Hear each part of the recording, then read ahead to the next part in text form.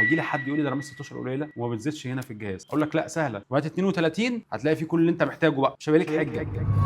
طب احنا صورنا اللي هو 9830 الاكس 360، انت دلوقتي خايف من التاتش او ما بتحبش 360، محتاج نفس المواصفات، محتاج نفس الفئه، محتاج كل التفاصيل دي كلها، بس في جهاز مش بيلف، جهاز مش تاتش، بس واخد كل المميزات بتاعه الفئه التاسعه اتكلمنا عليها قبل كده. طبعا فينجر برينت مع كل السنسور اللي انت محتاجها، امبت لايت، وكمان سنسور تقارب مع وجود الشاتر الديجيتال تقدر تستخدمه من هنا. فينجر برينت 4 سماعات، اللون المميز 9 430 كور اي 7 جيل ال 12، طبعا الابعاد الجديده زي ما انت شايف مع رامات 16 وهارد 512، كل ده بتاخده بافضل حاله وبافضل سعر، وجهاز تعتمد عليه لو انت في شركه، لو انت محتاج جهاز بتعمل زوم ميتنج كتير، محتاج جهاز بالخامات دي والوزن ده، فالجهاز ده مميز جدا كتبريد كمذر بورد كتفاصيل كتير قوي ممكن نبقى نتكلم عليها في الفيديو المطول للريفيو، هتلاقيه موجود ان شاء الله على قناه على اليوتيوب. لو انت مش عامل سبسكرايب اعمل سبسكرايب، هتلاقي فيه كل التفاصيل انت بتدور عليها. تعرف ليه فئه زي ديت بتبقى دايما غاليه شويه؟ عشان انت بتاخد كل حاجه، وعشان كده هيجي لي حد يقول لي ده رامات 16 قليله وما بتزيدش هنا في الجهاز، اقول لك لا سهله، وهات 32 هتلاقي فيه كل اللي انت محتاجه بقى، مش هيبقى لك حجه، كل التفاصيل انت محتاجها، نفس المميزات نفس التفاصيل، كور اي 7 الجيل ال 12 مع طبعا ال 10 كور ورامات ال 32،